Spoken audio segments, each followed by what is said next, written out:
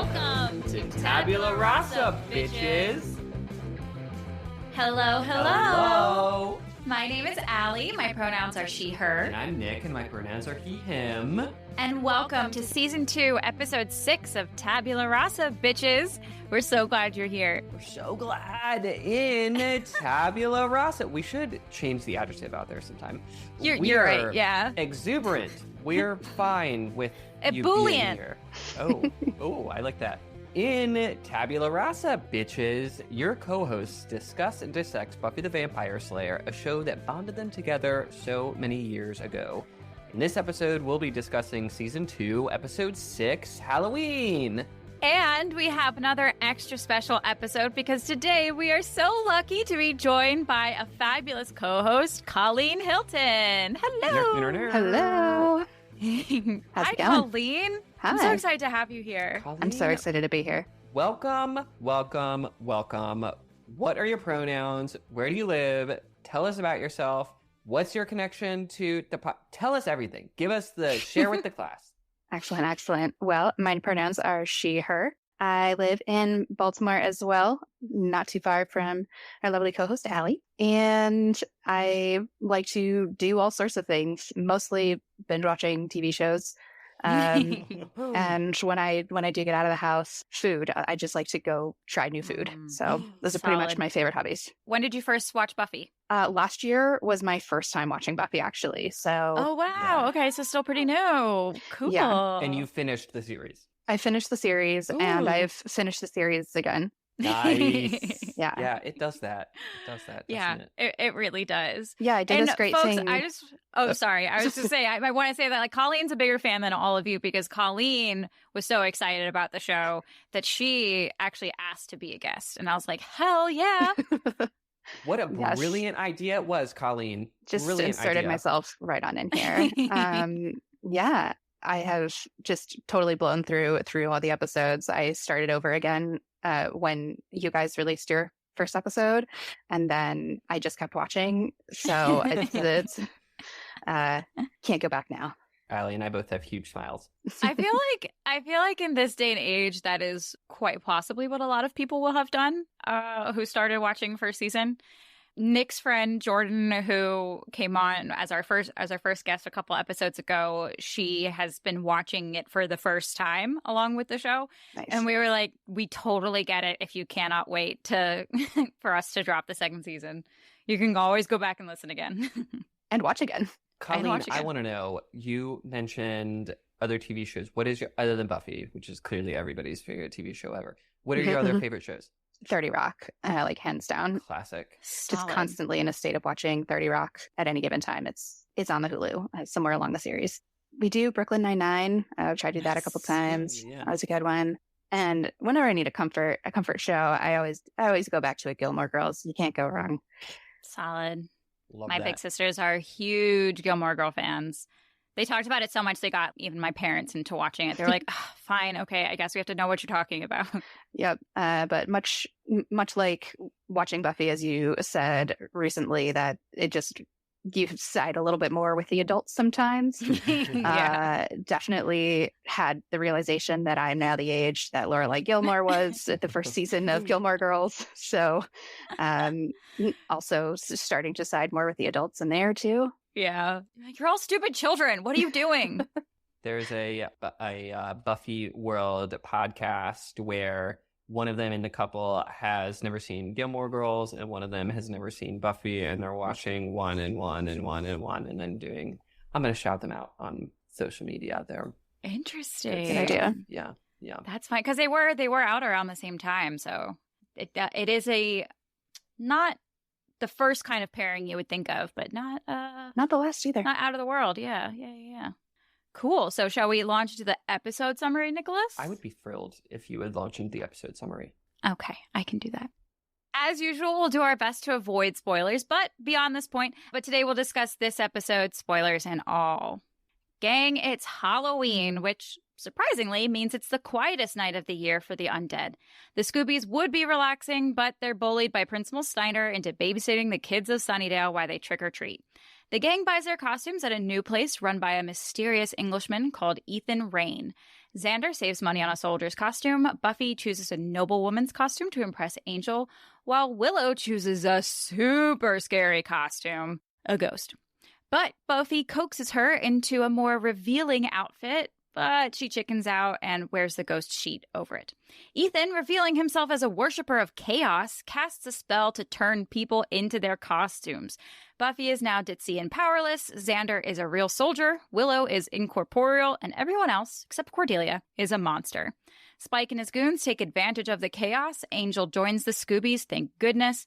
Giles, who we learn has a history with Ethan, brutally beats the spell reversal out of him. This brings everyone back to normal just in time. And shout out to Buffy Guide, from which this summary was adapted. Okay, friends, where do we start? Who has the first note? Well, my first note is just, does it get more classic than this episode? I don't think so. I don't think I need to get into a competition about the Buffy episodes. I will say it is a classic episode. If it's not then it's definitely up there, like top 3. It definitely appears on the like top 10 lists for like funniest and most rewatchable. Yeah. Definitely you wouldn't have to know much history to start watching this. During my Googling, I found a review of this episode that gave it, I think, 3 out of 10 stars. And there are some ratings where I'm like, intriguing. Let me read more. I was insulted by that rating. I didn't click. I don't need to know that person's trash opinion, honestly. 3 out of 10? Yeah, brutal, right? Brutal. I don't know how you get there. Okay, I can see like taking away a point for, I think Sarah Michelle Gellar's accent is a little funny. But I don't think it takes it down 3 points. Yeah. If you took away 3 points for the cheesy accent, it would still be a 7 out of 10. 3 out of 10? Yeah, that's like you thinking your farts are better than this episode. Like, I wouldn't give my farts a whatever. I'm moving Those on. are rated on a different scale, Allie. I'm sorry. You're right. Of course. What was I thinking? So in this opening scene where Buffy's kicking the ass of this vampire and she's being recorded, at one point she throws a pumpkin at him. And I feel like there's something really humbling about getting just lobbed with a pumpkin right in the face. I don't know. It felt good, but I was like, man, that it definitely stunned the vampire. He definitely has a what just happened kind of look on his face. And you know what? Uncarved pumpkins are heavy, so that probably would stun you a bit. Yeah, I wouldn't want to get hit by it. Yeah, no, I would not. Also, this is a lot of pumpkins left this close to Halloween. No, I hadn't thought about that. Yeah, you're right. There is kind of a lot of pumpkins. No, the grocery store, no, they're usually pretty down to the bare bones. I always get my pumpkins late. I never plan ahead. And I do feel like I'm picking from the scraps sometimes. Right. I feel it. Was it like at a store though? It seemed like it was kind of just like a town spirit display of Halloween stuff. I couldn't really tell. No, it's like some farmer's pumpkin like an outdoor patch. market. Yeah, that kind of thing. And it's like chock full of plenty of them. So I guess Sunnydale is just not into the buying. And so this will be posted on social media, but before I forget about it, I'll show my co-hosts today. I have figurines of the cast. Oh my goodness. In their Halloween costumes, and well, except for Buffy if you take their heads off, they have another facial expression if you turn it around. Oh, how very appropriate for this episode too. Right. So even though Cordelia doesn't change outfits, and we have Willow. Oh, sexy Willow. And we have, or as I like to call it, Future Willow. Future Willow. True. So yeah, that's just more Allie being nerdy. Friends, don't let me skip too far ahead. I think this fight scene is dope. Love. Spike makes a very astute point later on that she's very resourceful with the pumpkin sign. 10 out of 10 fight scene for me. Yeah, it's a fun one. There's even some like flips and stuff. It's a solid one. So next scene, we're in the Bronze, right? Yep. We see Angel sitting there expectantly. Cordelia swoops in. Cordelia's been snubbed by Devin, and she's telling Angel this, and she says, well, talking about Devin, his loss is your incredible gain. Cordy! Yes, Cordy. Kind of, I don't love you hitting on our couple, but still, yes. Yeah, no, I had a very similar reaction. I also wrote down that quote, but then I also write, okay, Cordy, back off. I know it takes two to tango, but you are not being a good feminist right here. You are approaching into homewrecker territory. I know they're not like super official, but like, come on, you know that he is spoken for. So then Buffy walks in, admittedly looking like a hot mess, although I look a little like haggard. Much more of a hot mess on an average day. I was gonna say she was more on the hot side of things than the mess side. She had a few pieces of straw in her hair to show that she was not tip-top shape. She was a tussle. Then she sees them and is like immediately dejected and goes to leave. And I wrote, Buffy, don't leave. Come on. Don't leave. Don't let her. No. I know. Go on. Go get your man. She needs to plant her feet a little more. She's still very tenuous about this relationship. I mean, later we hear that they've known each other for almost a year, and she's like, I just don't know anything about him. Which is true. Although I wonder if maybe Buffy if she really hasn't dated a whole lot, which would be surprising considering her popular status at her old school, but a very similar situation happens in the first season with Owen. Actually, very similar because it's Cordelia. He's dancing with Cordelia when she shows up to Bronze because she's late because of slaying stuff. And again, she, instead of planting her feet and being like, hey, excuse me, he's supposed to be here with me, she turns away. Yeah. A little insecure about her having to do Slayer things, maybe. Yeah. So we're at school, and they're all talking about how excited they are that apparently Halloween is a snooze fest for the undead. Very surprising. I would love more info on why that is. They don't really give any more.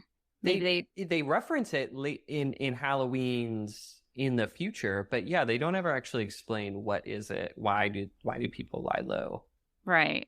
Somebody write that comic. I'd be very interested to read it. But I love, so they're all like, yay, we're gonna have a night off, until, of course, Snyder swoops in and is like, and says, Miss Summers, just the juvenile delinquent I was looking for. He's so hard on her. Yeah, and I just have questions about this whole thing he's doing, the thing where it's like, sign up to take some kids out trick-or-treating. I thankfully do not have children. However, I imagine if I did, my thought process is not, let's find some high schoolers, go out with them. And, I have questions about how this volunteer opportunity came to be. Yeah. There was nothing like this when we were growing up. Yeah. But it was usually, I don't know, like a neighborhood effort, not a school-driven effort. Yeah. I would say. Depends on where you grow up, I guess.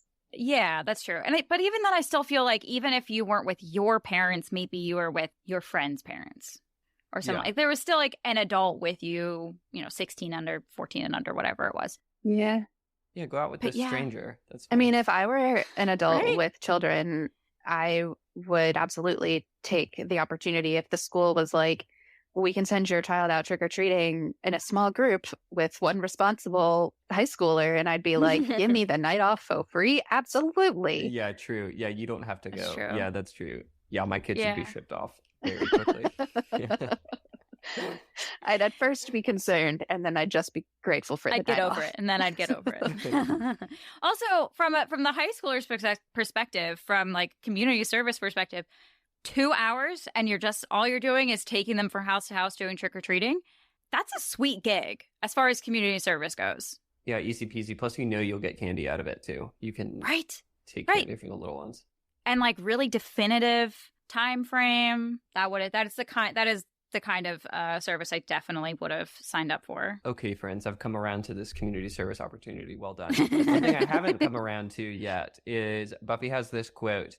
Snyder is like, sign up. And she says, gosh, I'd love to sign up, but I recently developed carpal tunnel syndrome and can no longer hold a flashlight. Buffy, there are lots of ways to get out of this. I don't know about but under pressure, that's fine. But it was a cute effort. It was a cute effort. You're right. Yeah. Okay, so Xander's trying to get a soda with this famed soda machine that is untrusty and we'll come back to later on. But Larry comes up. Have we met Larry before? I think so. Great question. I think maybe once. And maybe we didn't even get his name. Got it. Okay, we have potentially met this guy. Potentially met Larry before, and he wants to know about Buffy. He's asking if Buffy and Xander are like a thing, and Xander says no, and Larry says, so she's not your girlfriend, and Xander goes, alas, no. Oh my God, you missed the best part though, where he says, hey Larry, looking Cro-Mag as usual. Like a little like caveman jab, but I love it. And I do believe it goes over his head, which is just perfect. Classic.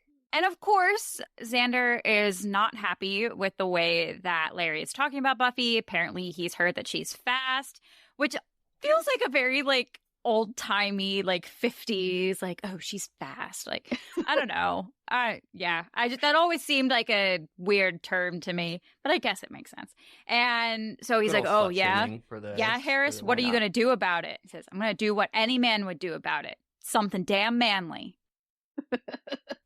Really so then he goes to punch Larry, and Larry's about to punch back, and Buffy saves the day. This is just a blanket statement for you two friends on here, but also just friends in general. I don't need, if somebody's just saying I'm quick and they want to sleep with me, you don't need to fight them. There are times when I do need you to throw punches for me, but in that moment, I don't need you to get into a whole lot of fist fights for me, but I appreciate the energy. Cool. Noted. Just let me know where I can step in and I'll be there. But if that's not the line you're drawing. I think the two of you would throw down too. Like, I think in a fight, the two of you would. I wouldn't want to go up against the two of you. Is all I'm saying. Either one of you. So thank you. Thank you. Thanks for being willing, Colleen. I really appreciate it. I do think I'm sort of in the Willow camp of like, whatever, say what you will about me, but like, I'm sorry, did you say something about my friend? No, then we're stepping in. So this line, so Buffy steps in. And Xander's like, you just kept me from being pummeled. And she's like, yeah, don't worry about it. And he's like, no. Buffy, a black eye heals, but cowardice has an unlimited shelf life. I love this quote, one, just because it's silly and just stupid boy pride. But also, for some reason, this became a popular quote in my house. And I got mocked relentlessly for it because if you don't enunciate just right, it sounds like you're saying a black guy heals. And for some reason, my dad found that like the funniest thing. And he was like, oh yeah, Allie, black guys heal. Brucey Bear has a weird sense of humor. Brucey Bear. I love this quote from Willow related to the point that you just brought up, Allie. Willow goes, boys are so fragile. Preach. They are. They're so fragile. Okay, I have a question about the vending machine in this moment. Does it just not give change? I don't know. Did maybe he put in a full $1? Maybe, but it said it was 60 cents on the button. So either the button is wrong or it just doesn't give change, or Buffy was exaggerating when she said she saved $1. I just have there may be options. Goodness. This is gonna throw me. Hang on. Fair enough. Or maybe in all the tussle, they missed the clinking of change and just Xander was too traumatized to go pick it up afterwards. His 40 cents. Yeah. I don't know. I'm gonna have to go back and watch because this is gonna bug you. It's gonna keep you up at night. I didn't see $1 go in, so that would make sense that she would. Well, he could have. I mean, he probably put in quarters or some kind of change, not like a $1 bill. Yeah, but then Buffy said you saved me $1. $1. Yeah, maybe she was just rounding up. Oh, okay, fair enough. Yeah, that's a weird amount. 60 cents. Do you remember when a Coke was like 60 cents in the vending machine? Not really. I think our schools were just exploiting us all the time. I think they were like Probably. $1.25. That's what I was going to say. School. Yeah, because we used to get When did you graduate? We used to get sodas in middle school during 2008. During play practice. Okay. Yeah, it was. Yeah. Inflation didn't get to us that quickly. Yeah, I think Centennial High School just got every penny out of us every quarter. I think the ones at school were a little more expensive, but I definitely remember like 50-cent RC Cola vending machines for sure. Maybe it was because we had brand names in our thing. They were like, "You're getting real RC Coke." Cola. No, we weren't RC Cola or the what's the off-brand Diet Dr. Pepper? It's like Diet Dr. Thunder. Yeah. I love off-brand names. As a frequenter of Dollar Tree, I am endlessly entertained. Like Pop-Tarts are Toast-'em Pop-Ups. And I'm so tickled by that. That's good. They are. And they taste just as good. Anyway, quick fashion note. I love Willow's flower choker. It's so cute. All right. We have our favorite looks post for the go. week. That's one of them. Definitely. So Buffy is debriefing about the date and how it was a disaster. Willow is reassuring Buffy here, and she's saying Cordelia is an Angel's type, and then they scheme. They don't actually know Angel's type, so maybe they should sneak into the library and check out some diaries and see if there's anything written about the type of Which was a girl. great idea. I had totally forgotten about the Watcher diaries. Yeah, it is a good idea, and makes for some fantastic shots, including one where Buffy and Willow peek into the library in the little window, and I think it's adorable. Them sneaking is so cute, and I love their going back and forth like, oh, well, we couldn't do that. And Buffy says, most importantly, it would be wrong. So cute. Yeah, this whole sneaking around, and oh my gosh. Willow's face when Buffy says to Giles to distract him, Miss Calendar said you're a babe. And Willow just like does like a shake in my head. Can't believe you went there. It's so cute. So Willow eventually steals the diary. Buffy's talking about how nice it must have been to be a lady doctor. And Willow says, still, I think I prefer being able to vote. Fair enough, Willow. Sensible Willow, absolutely. I don't know. My thought was definitely like, beautiful clothes, nice big house, but I don't get to vote. It definitely gives me pause. I mean, maybe after 6 months or so, I'd be like, feminism would be better, but I don't know. Like to see. Well, unfortunately, we have legislators that gerrymander your district so that your vote is diluted anyways. That's true. Get on my ACLU voting rights soapbox here, but we can do that later. But no, Willow, Allie, wrong. Willow is right here. It is good to be able to vote. We should vote. Vote in your off-year elections, folks. Whatever. Giving women all these ideas. So they're in the bathroom. Cordelia comes in. She asks about Angel, and Cordelia sets up a little competition kind of. Oh thing. Wait, real quick before does. this. Speaking of pointing out funny small details, so Willow says. So they're looking at the diary, and there's that beautiful sketch of a noble woman. And Willow says, "Who is she?" And Buffy says, "It doesn't say." It actually literally does. Definitely clearly says Sarah Goodfriend. It very clearly right next to her picture. Maybe Goodfriend isn't exactly what it says because it's like cursive or whatever, but it's definitely Sarah Good something. So bitches, read. I was wondering if that was maybe the person who drew it, but I don't know why that would be because. The fact that they didn't even like say like, but they gave you a close up of it, so that you Colleen said it literally says right there. It literally says right there. Yeah, so Cordelia is setting up a little competition. She is not thrown about Angel being a vampire at all. Did she believe that? The slightest. She's like, oh, but like a Care Bear with fangs, right? Exactly. But I don't think that she knows that this, like, I don't think she believes them that he's a vampire. Does she? But know? later when Buffy freaks out, like, he's a vampire, and she's like, no, he's a good vampire. Yes. She just like, just totally takes it all in stride. Yeah, she did get there real quick. Yeah. She has a lot of history of this, of like, okay, maybe she's not the first one to throw a punch, but she is hella calm in a crisis. We love a steady queen. We do. But when it comes to dating, I'm the slayer. Definitely had that one written down. Yeah. You may be hot stuff when it comes to demonology or whatever. When it comes to dating, I'm the slayer. That has to be a favorite Perfect. Absolutely. For the Instagram. Yeah, that's a good one. Yeah. Cordelia's rapier wit. So they're in the Halloween shop. Buffy is telling Willow that she should get a costume that's a little more interesting than a ghost. And I wrote down this quote from Buffy. She says, "Halloween is when a girl can get sexy and wild with no repercussions."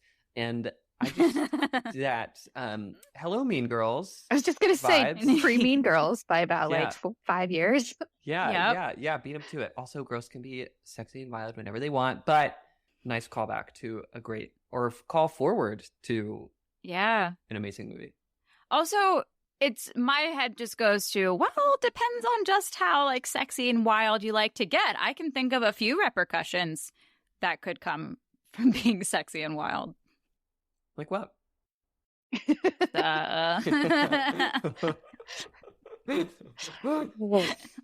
You know, there's a few. I mean, we already have heard once this episode that she's fast. So yeah, true.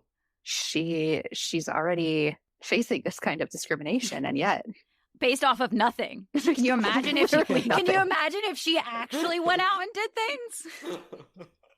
It'd be like Easy A. So honestly, you may as well just do it, right? If you want to do it. Also true. Because they're going to talk about you anyways. No, that's horrible advice for people. Never mind. Do what aligns with your values. I mean, who is it? Casey Musgraves has a great song called Follow Your Rainbow. And it's like, if you don't do anything, you're a prude. If you do stuff, you're a slut. So you might as well just do whatever the fuck you want. And you're like, you know what, Casey? You're right, girlfriend. Good for that.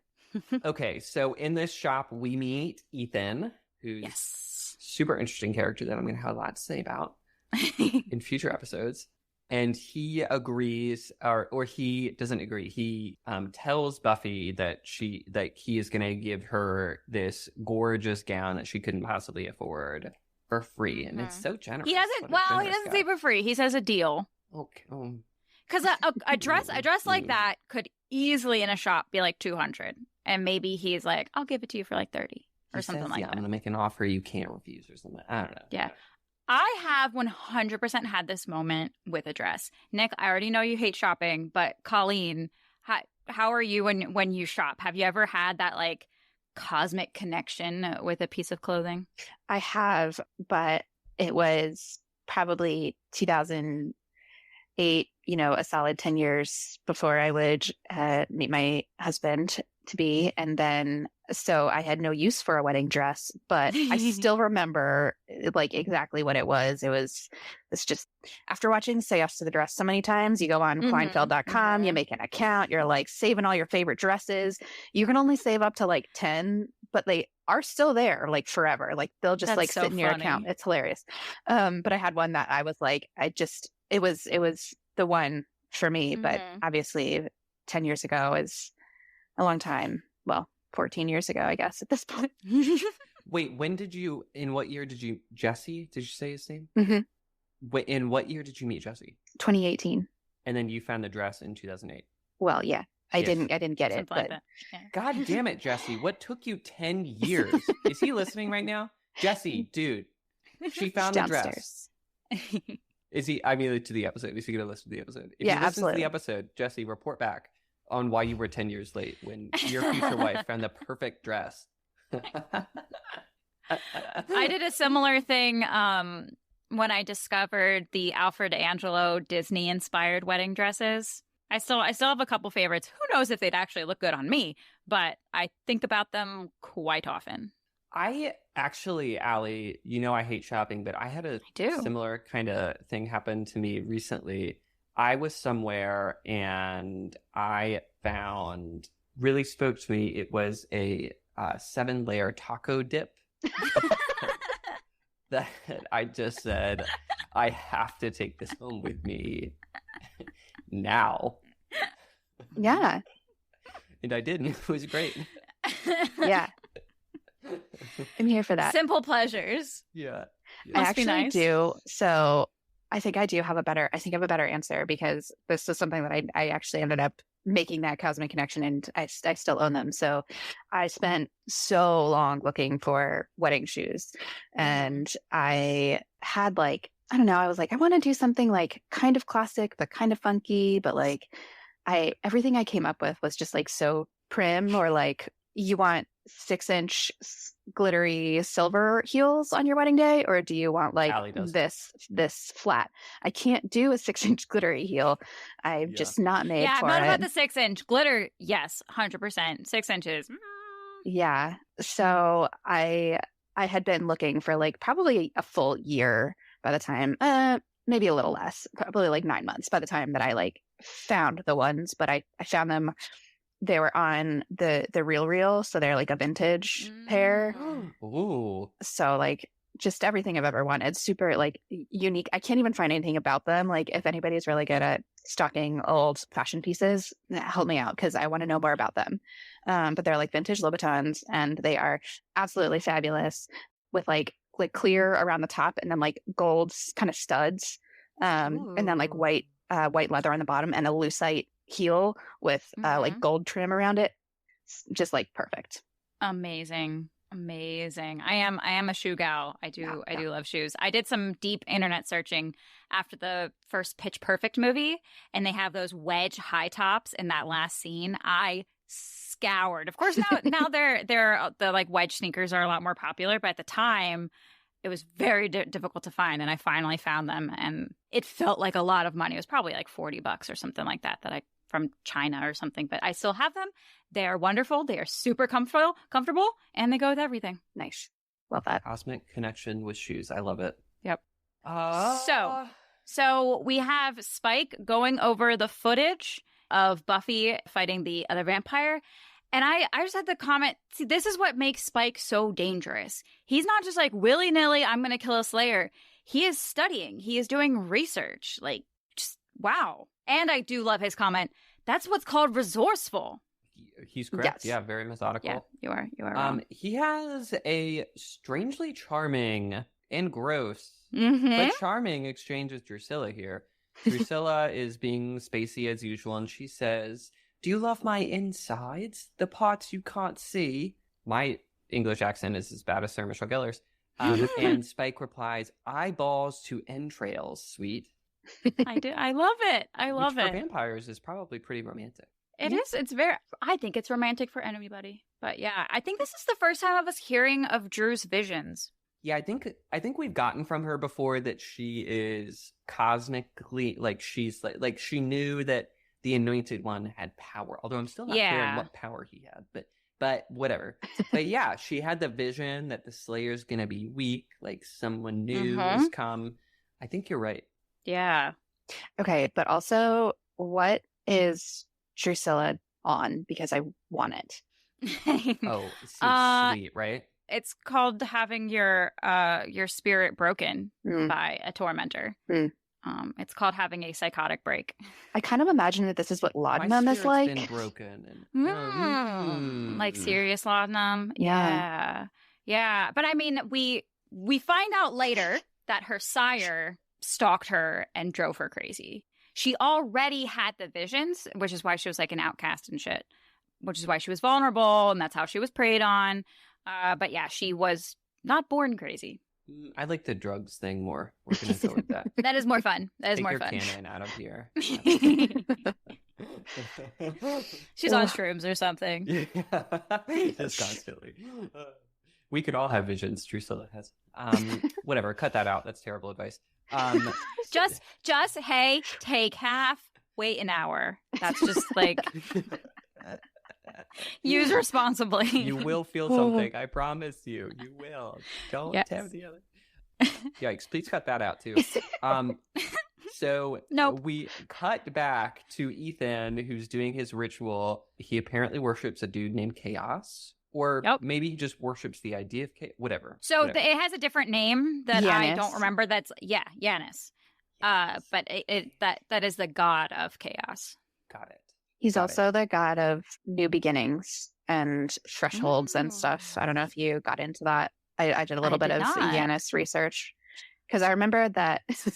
My dog is groaning while she stretches. Sorry, she's interested. Keep going. Yeah, I recognized the statue, the like two-sided statue that he was looking at, and when he said Janus, I was like, that sounds like something super familiar. So I went back. It's actually Roman mythology, not Greek, and it has to do more with Romulus and the myth of Romulus as well. So it was like a new beginnings. I don't know, interesting because this was also the first time we met Ethan. That is really cool. That makes sense. New beginnings make sense because new beginnings are very chaotic. Like shifts from one phase to another, it is a very like crazy chaotic kind of time. So that actually makes a lot of sense. Yeah. But I think of new beginnings as exciting. Well, it's also the idea. I think it's like the idea of duality. So you got the like the two faces. So it's not just like the beginning, but it's also the end. So also some people love chaos. Some people thrive on chaos. Yeah. Some people love new shit. Some people love to stay with the old things. I just had so many people. Yeah, that's right. My husband. My husband is a thriving chaos. Yeah, and that's why we are the other halves of the partners who do not thrive on chaos, and we like to make order, and that's how two halves make a whole. I was gonna say Hayden's in restaurants too. You don't do that if you don't thrive in chaos. Yeah, he chooses to be and wants to open his own restaurant. I think of his profession the way a lot of people look at me when I say I'm an actor. And they're like, what? That's so wild. Like, who does that? Who chooses to work in a restaurant? I don't know. I'm glad you do, but I think you're insane. That's funny. I'm the chaotic one in my And you're not even that chaotic. Oh my goodness. Well, there's a lot. There's a lot here. If you don't even have to go much below the surface, and it's woof. It's a stable fiance. He's lovely to me. So we see Buffy in the complete getup with the accessories and the wig and the dress, and it is all so beautiful. And that is a really high quality wig. Just gonna say. Don't know what she paid for that. I guess Ethan gave her a really good deal on that too, because it was really high quality. She looks amazing. Oh, she's apparently hosting Angel at her house later that night too. While Mom's out. And Willow is so nervous, but looks sextastic fantastic. Here. She's crushing. She has been covering up quite a lot. She looks great.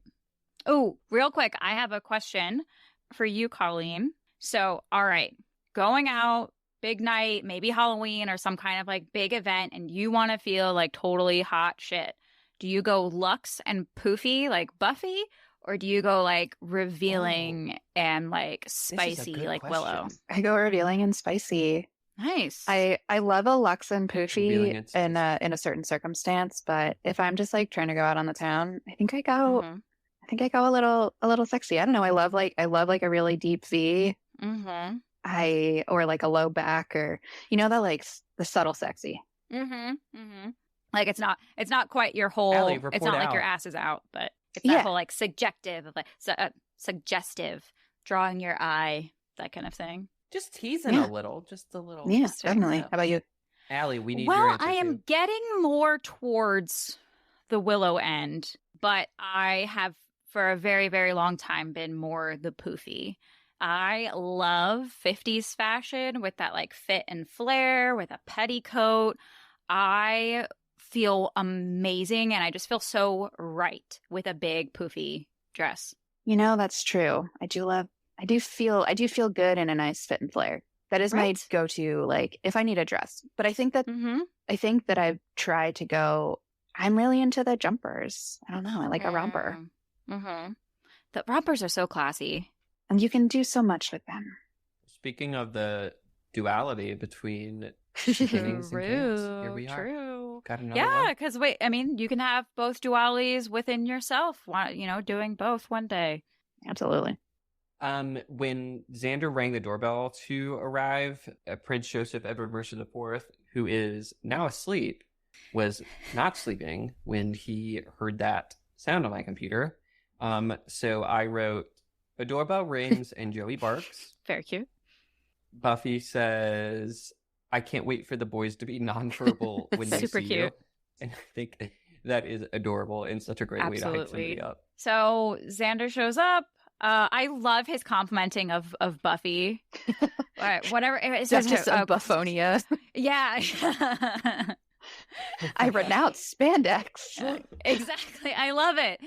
It was a really great friend way of saying, like, you look fantastic, without being like gross and creepy. He just totally like, wow, in a very well worded way. Nick, I don't remember if this was a year that you went trick-or-treating with me, but my senior year, I was a ghost. Of course, my senior year of high school, of course, me being me, I can't just be a ghost. I was specifically Charlie Brown from The Great Pumpkin. It's The Great Pumpkin, Charlie Brown. So I had a paper bag with a rock in it, and I had holes more than just like the 2 in my sheet. And I will tell you, walking around with a sheet you have like no peripherals. It was a struggle the entire night. And most people did not get my costume. I don't remember that. Must have been a year you weren't with me then. But what did I do? Probably nothing, you lame ass. Interesting. Okay. I actually think I remember exactly. Oh, you might have been with your boyfriend at the time. That is likely. I think I would have had more fun with you. Just saying. This is a question that I had later, but I want to ask it now for both of you. What are some of your favorite Halloween costumes you've had? Oh, I had that question too. Very cool. Okay, so I've had a lot of really great Halloween costume ideas that I've never done, but that's for another time. I think the list of things that I have thought of and then just not completed is far longer than the former. But I think, I don't know. Okay, so if you want a couple years ago, I can't remember, Allie, if you were at that Halloween party or not, or if you came the second year. But the first year I had this Halloween party, I was dressed up as Oliver Twist, and it was not cute. It was just not cute. I don't think that was the year I was there. I feel like I would remember that. Big, like, paper bag, street urchin pants, and like a wooden bowl with like an empty wooden bowl. It was so sad. Where did that come from? I don't know. That sounds funny. Oh, that's good. So you're not just like a really big Oliver fan? No. I mean, it's a great show. It is. That's the Kansas City or so. Mm-hmm. Yeah. Yeah. Okay. It might have come from a deep love of Elijah Wood as the Artful Dodger in like the 90s remake of Oliver Twist. Potentially. But you weren't Dodger. You were Oliver Twist. Yeah. Why would I be Dodger? We're not interrogating our guest. It's just so funny how she got there, and I think it's really funny. That's fabulous. Yeah. The actual one that I went through with that I liked that ended up being kind of semi-sexy was a Girl Scout. I did like a Girl Scout from Troop 666. That's the party I was at. Yeah. That was a fun one. And then I made Girl Scout cookie flavored shots. So I had like a tray full of shots, and it was like, here's your Samoa shots, and here's your Thin Mint shots. And I just went around and got everybody real fucked up. It was great. Oh, a Thin Mint shot. Yeah, I probably still have peppermint schnapps in my house from that party, because what else am I using peppermint schnapps for other than like maybe once a year and some hot chocolate? Yeah. I have a very quick peppermint schnapps story. My first time, wow, I've never said this before. My first time drinking ever was with, I think it was like a sophomore or junior in high school. I mean, no, I was 21, and I was with my 2 older siblings, and the first sip of alcohol I had with them was peppermint schnapps, which was rude of them, and it was from the same bottle of peppermint schnapps that my brother had taken his first drink of alcohol from with my older sister, like 4 years before. So that's such a cute tradition. It is cute and speaks to how, what do you do with peppermint schnapps other than make Thin Mint shots or make your siblings drink it. I don't know. Colleen, I liked your hot chocolate, spiked hot chocolate. That sounds fucking delicious. Or some kind of like alcoholic milkshake also sounds delicious. Just sounds delicious. Yeah. Allie, you need to report out on your favorite Halloween costume. So I was thinking... Mine was Pikachu, by the way. I was in kindergarten. We're going to get that out of the way quickly. I can picture that. Oh my God. Yes, I have picked... Because that showed up in like our yearbook or something like that. You Adorable. were so cute. I was... What year were you in kindergarten? Sorry, Allie. That would have been... 1999. Yeah, that would have been I was going to 2 years after the premiere of this episode. Nice. I was going to say, I don't think I remember Pokemon being out until like my 4th or 5th grade year. Yeah. Well... I don't mean to Which makes brag or anything, but I was kind of an early adopter of Pokemon, so it's not a huge deal. So ahead of the curve. You know. Absolutely. So ahead. Just with this one thing. And maybe I haven't caught on to anything else because I've been so busy playing Pokemon since I was 5. There are worse things. the first costume of mine that came to mind was when I was the Joker in high school. So it was after Dark Knight came out. So obviously everyone and their brother was the Joker. But that was a good one. I was really proud of how I thrifted and made that one happen. I was very proud of it. And I got to go sneaking around all night, scaring my friends. And that was amazing. I have pictures of you in that costume. It'll be on social media. My other favorite that came to mind was the one I wore actually to that party, Colleen, which was when I did Old Greg, which was, I was just so satisfied with that. And it's so fun being so weird looking. Smashing job. Smashing. Like, I think I have very fun. The Polaroids from that party. I will see if I can pull out an old Greg Polaroid from that party for your soch. Love it. Yeah. Look out for it, friends. I have some pictures somewhere of me flashing, quote unquote, flashing Hayden and him going like, ah. Well, I think it's in front of your backdrop from your party. Probably. You were so set up for that party. You were an extremely good host. Thank you. You are so welcome. So we see Oz packing up and Cordelia's in her cat costume. I know Oz. Oh, love Oz. Such an Oz fan. So this exchange between them is just so funny. He's like, Cordelia, she's like a big cat. It's just like, I don't know. He just has a funny way of saying shit. And then she says back to him, that's my costume. As if he didn't know. Right. As if he would go, oh, okay. It's just the costume. It's just thank goodness. I thought you were an actual cat. Yeah, no, it's just so funny. And then he's like, so I'm telling him what? She's like, nothing. Duh. And he's like, why can't I meet a girl like that? I don't know, Oz. I don't know why you can't meet a girl as wackadoo as Cordelia. And then he turns around and literally runs into Willow in her ghost costume. I love that. It is so cute. Sorry. They're so awkward and charming. Oh, I love them. Yeah. So Xander is teaching his kids how to get more candy out of people. Yeah, I think Xander would be a fantastic chaperone. Yeah, totally. Camp counselor or something. He would be the one that like all the girls had a crush on. Everybody fought to be in their group. Yeah, it would be great. And then I think we're at the point where Ethan officially casts his spell. Yep. And then right as he casts it, the lady giving out candy to the kids is like, oh, darn, I think I'm candy or something. And the kid at this point is turned into him and attacks this old woman. Which is the appropriate response. Why do you open the door if your bucket is empty? Right. That is on you, woman. Look in the bucket before you open the door. The shift in Xander, this is great acting from Nicholas Brendan. Yes. The shift in Xander is so clear right away when he becomes army guy. Mm-hmm. I found it impressive. Yeah, I had that note too, because I just loved these little vignettes of everyone changing. And Willow never talks about how she died. Yeah, that's what that means, right? Yeah. And she talks about like, I can't breathe, and then she passes out. Weird. If everybody remembers what happened to them, does she remember dying? Dying? That is uniquely traumatic. Right?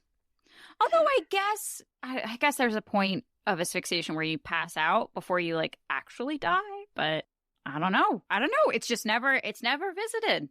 Well, I like the command she gives Xander. So she goes over to Xander. They've established. She goes, no guns. That's an order.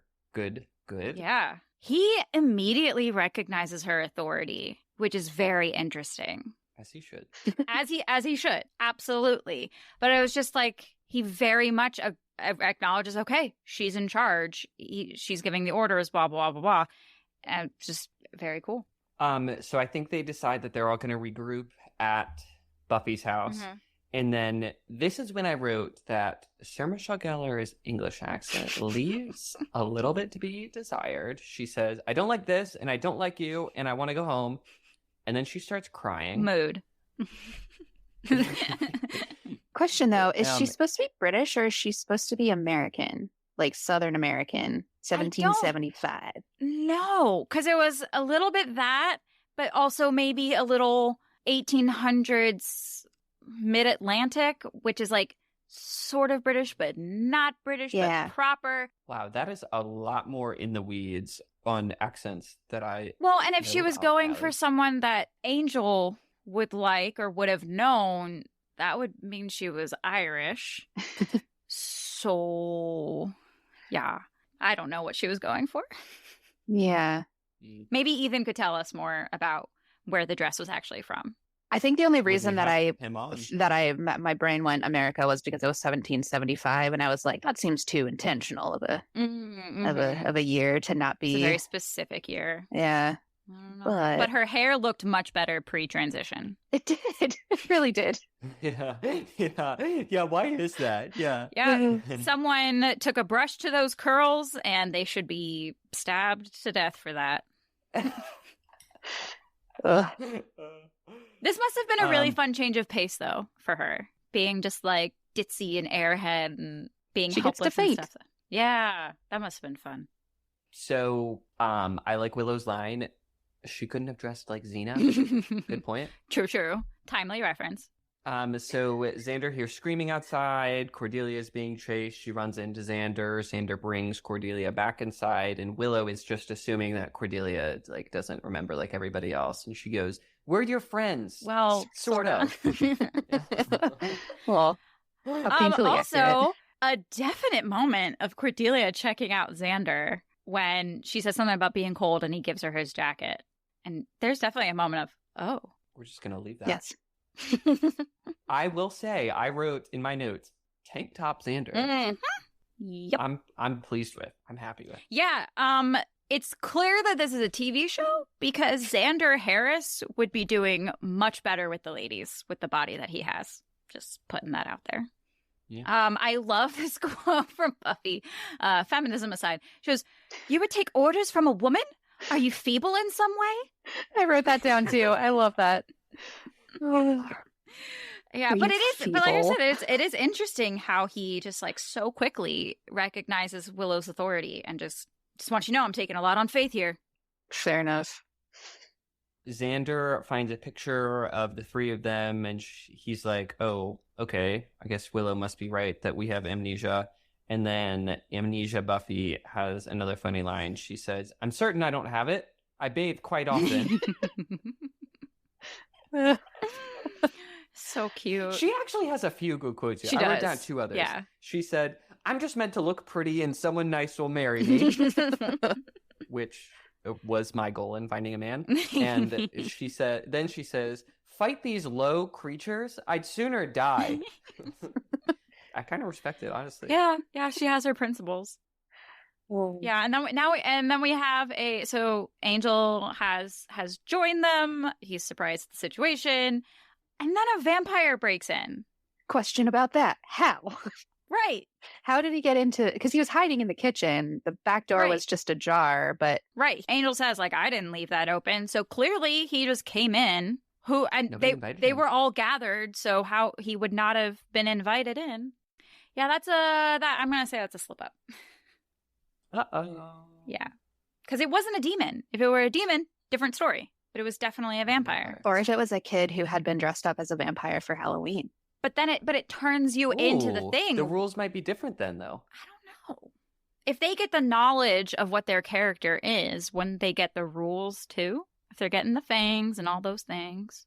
Let's think. And it is definitely a vampire because Angel asks for a steak. Mm-hmm. So, I don't know. These are leftover questions. In addition to where is Amnesia Buffy from? How did the vampire get it? Who taught you to speak? Where was your governess from? So, but Angel goes vampire face and Buffy runs off, which is not ideal. And then Amnesia Buffy ends up in an alley, a creepy alley. Amnesia Buffy, not too bright. The streets, they're not there. No street smart. Not great here, Amnesia Buffy, to find yourself. There, I think you may have taken a misstep there. Yeah. But the group gets there in time. They do. Yep. Buffy gets saved from a pirate, which is good news. He's scary. Larry is so scary. Is that? It's Larry. Larry? Yeah, Larry. we see him. That's Larry. Yeah, because we see him pirate. dressed as the pirate when he comes at Xander before they all leave for trick or treating. What? Yeah, that's Larry. Yeah, that's why after he beats him up. Both of you knew. Yeah, this? he says it's strange, but beating up that pirate gave me a weird sense of closure. I wrote that down. I said, "What is that referencing?" It's Larry. Because it's Larry. It's Larry. Wow, Nicholas. Wow. No, there's going to be at least one person who also missed that too. Okay. Wow. That's why he says. Yes. Wow. Yeah. And that's also how it's one of those things that he kind of harkens back to, and they're saying how they remembered it was like I was there, but I couldn't get out. Mm-hmm. So this is why he felt closure when he beat Larry up, but wasn't quite sure why. Because that little piece that wanted to break out felt closure. Ooh. Getting back away from his cowardice. Everybody needs to do a scene study on Buffy, specifically for reasons like this. This is fantastic.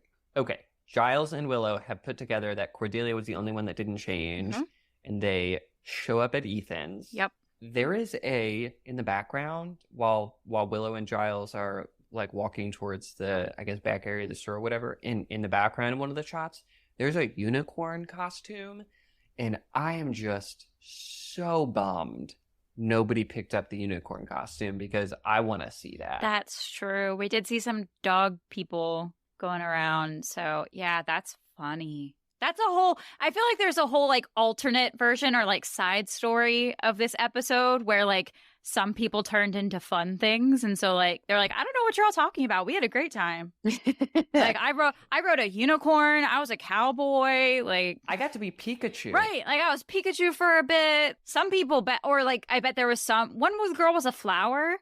So like that was probably cute for a time. I bet there was an angel somewhere. I bet some of the kids had a really fun Halloween. I hope so. I really do. So we see Ethan encountering Rupert, and this is where we start to get some really juicy tidbits about him. This is the first time we hear reference to Ripper, which is still never like satisfactorily explained, but clearly he was not a goody-goody forever.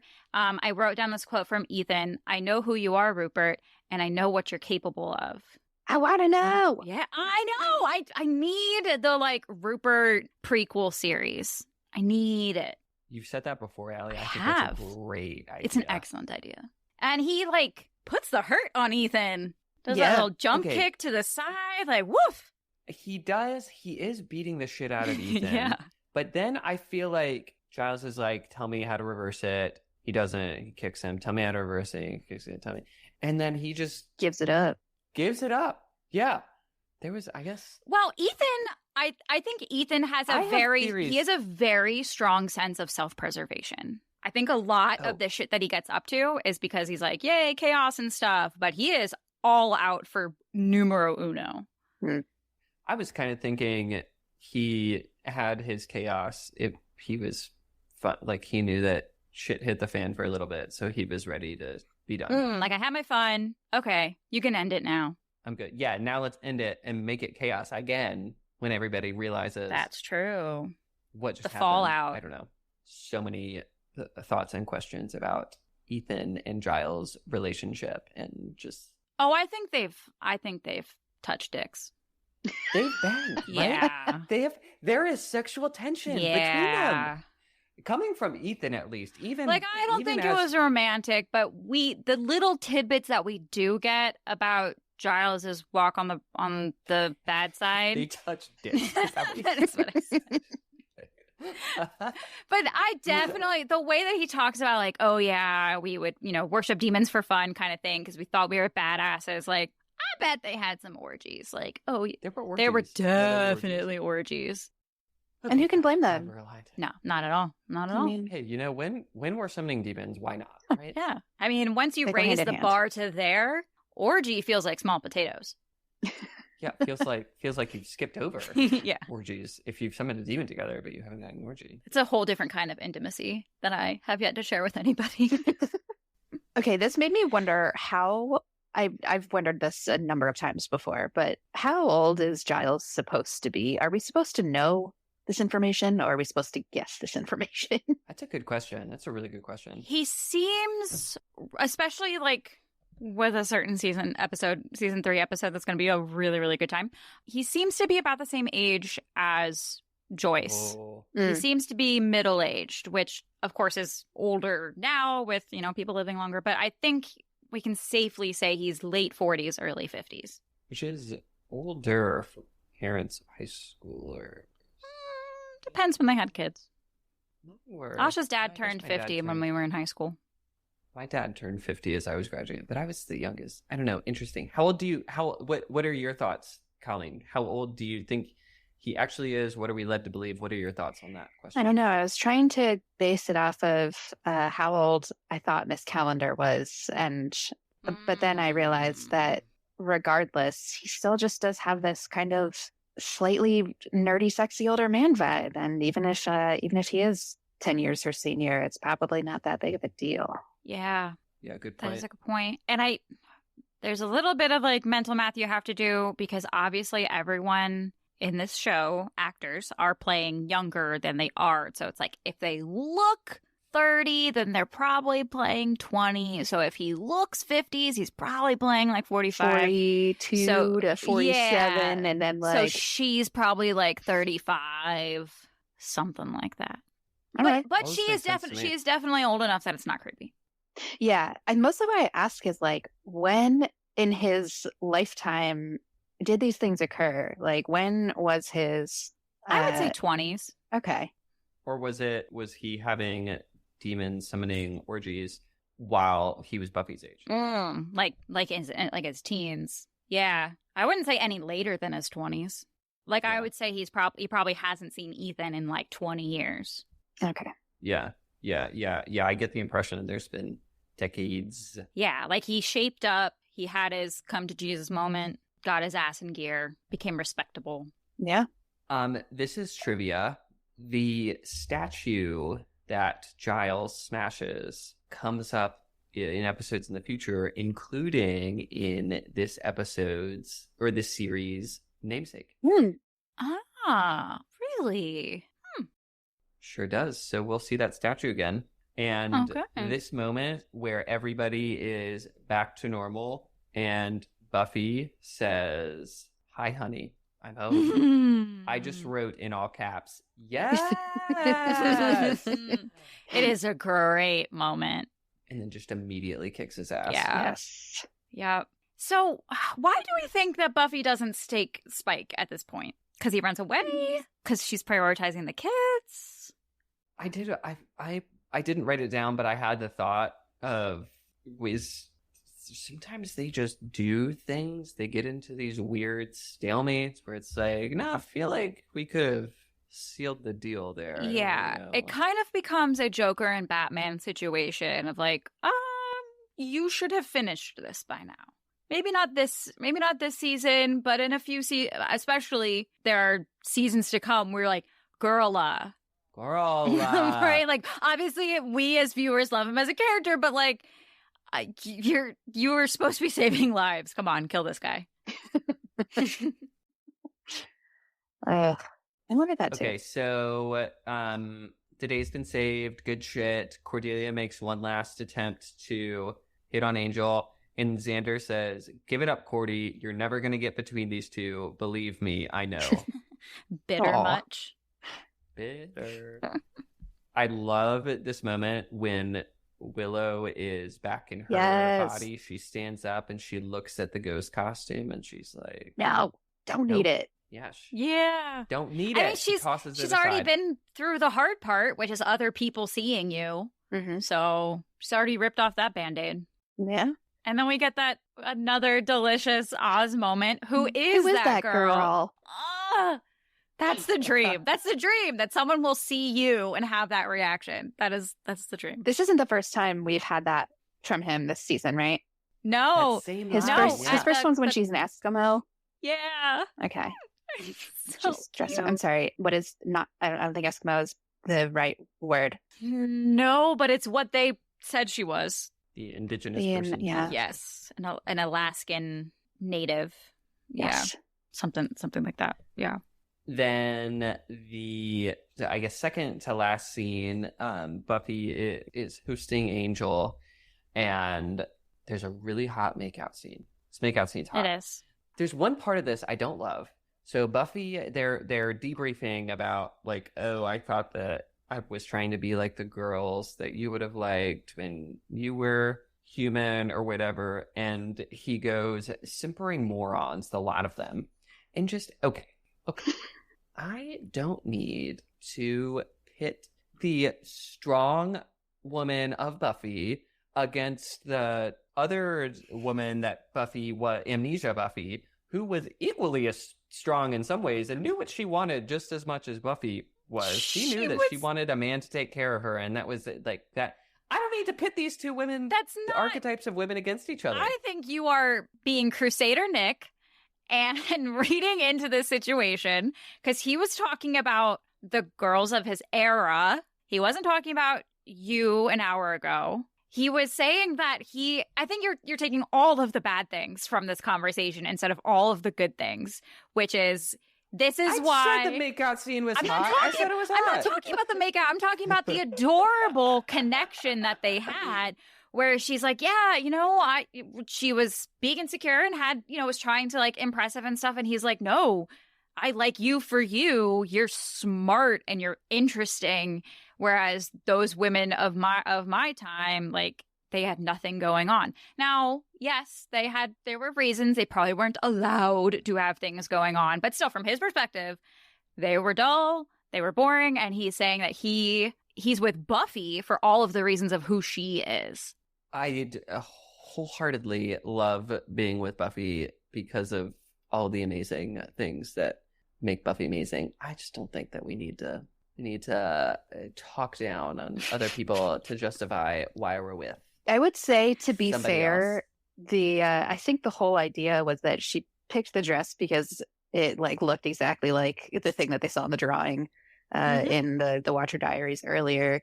So she was like trying to go for this particular look and style, and ended up with the knowledge and personality of the person essentially from that book. So literally, he was probably referencing the real person that she looked most like.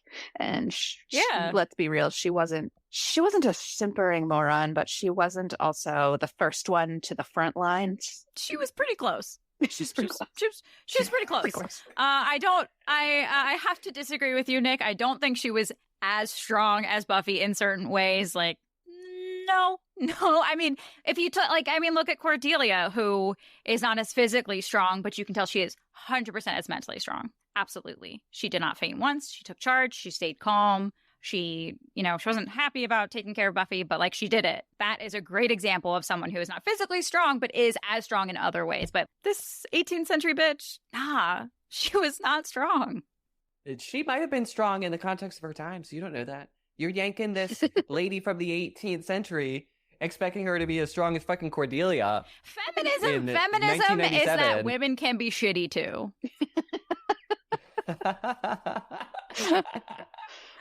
Like, whatever. I've made my opinion known. I'm sticking to it. Well, I think this is a super cute scene. I think it shows that they connect on not just a physical level. Like, they get there. They do. It's hot. And yeah, we're all excited.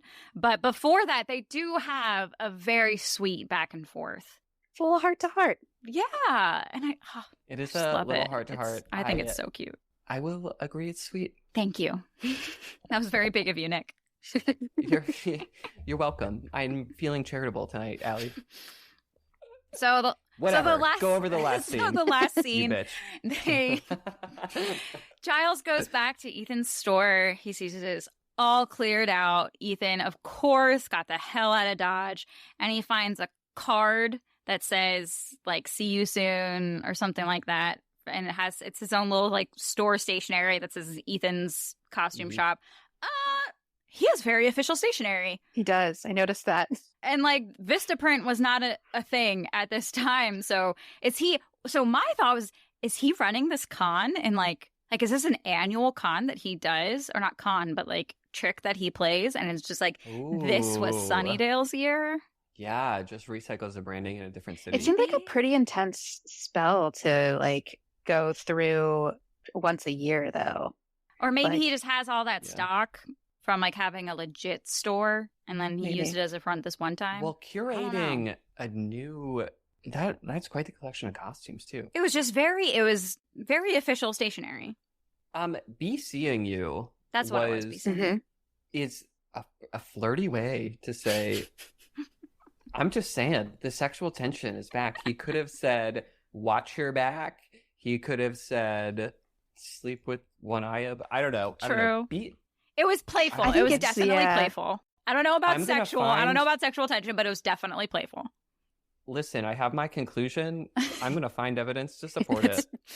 That is nothing if not true. I loved that the logo on the stationery too had the comedy tragedy masks, which little callback to your Yanis. That's true. Two-sided, the duality of it. On it with the symbolism. Listen, that's what I'm here for. Colleen, that is studious. Definitely. Yeah. Lots of duality in this episode. It was a creative writing minor. I can't help it. Ah, there it is. What were our favorite moments of this episode? This was an impromptu question. I'm sorry to put everybody on the spot. I'm curious. I love a lot of the Willow taking charge moments. I love when she says to Giles that I'm a ghost. And he goes, a ghost of what? I was just going to say the moment when she comes through the wall and he's like fumbling the cards, I think was because it goes on for so long. Like, so long. It's not just like it's really extensive. Yeah, I love it. It's the trying to get it back, and that was a great moment. I almost took a note on that because that was very funny. Which was like, what did you think was going to happen when you come through a wall, Willow? Give someone a chance to not be so shocked. It's like to be fair, she can't use the door. True, but she could have called out through the door. She could have come through the door and given a hello before just walking right in. Why not lean into it? True. Though? True. Listen, I'm gonna walk through walls one time in my life. Well, that's fair. Yeah. No, I don't know. There was just a lot of sweet moments in this episode, which is maybe why I like it a lot. Yeah, it's got a good mix of funny and sweet. Yeah, it's kind of got everything. It's got Angel, it's got Spike, it's got Drusilla, it's got some fun fighting, it's got some magic. It's just got a lot going for it. What's not to love? I love when Buffy's character is developed in such a way that like being a Slayer it becomes less of a burden and it's actually something really cool about her because she gets this other life and then it's not exactly what she thought it was, and it turns out the people around her really need Buffy as Buffy, and I like that. Yeah, grass isn't always greener. Appreciate what you got, kind of thing. I feel like everyone got a little nugget from this. Xander gets to feel, True. Well, I don't know. Maybe in the morning, something in him subconsciously, he's internalized that beat down, and maybe he's slightly better for it. Maybe. I don't know. I'm excited for Larry's development. Which is like so obvious if you know where it's going. Yeah. It like makes so much sense. Yeah. But yeah, like Buffy gets a little more appreciation of, who she actually is. Willow gets to feel, okay, maybe I am a little bit of a badass. Maybe I can rock a crop top. I feel like everyone just gets a little bit of something. Absolutely. Yeah, man. Well, I think that about does it for this episode. Thank you so much for joining us for today's episode, and we hope you'll join us next time, where we'll discuss Season 2, Episode 7, Lie to Me. Oh, that's a good one. I feel like I say this every time, but I'm so excited for that episode. I love that episode. It's that good of a show, man. It is. We also want to give an extra special thank you to our exquisite guest host for this episode. Colleen, you're a gem. It has been so delightful meeting you and being blessed by your perceptiveness on all things Buffy symbolism. Thank you. So happy to be here. Would you like to plug your social media or the social media of your favorite nonprofit, or tell us a fun fact? Close us out. Hand in the mic. Oh my goodness. Wow. I don't think my social media is that exciting. You can find me if you so desire. I guess I'm a big Jeopardy fan, so you can find me at who_is_greenbean, one word, on Instagram. And let's see, my favorite nonprofit that is, this would be like a lesser known one, something that I have a personal connection to, is Children's International Summer Villages, who you call CISV. So CISV International is a good one. It is a organization that focuses on building cross-cultural friendships and learning about each other. Like, we have chapters all over the world and hundreds of programs and stuff hosted every year. And when you donate to CISV, it goes to a scholarship fund for kids who can't afford to go to those programs. Sweet. So if that's something that strikes you, check out CISV International. We can definitely plug that on our socials. Awesome. Yeah, that's powerful. Thank you for that. I just put you on the spot with that too. So you crushed it. Yeah, that's not something I think of having in my back pocket, but I probably should. Anywho, and folks can find us over on our email, tabularasabpod@gmail.com.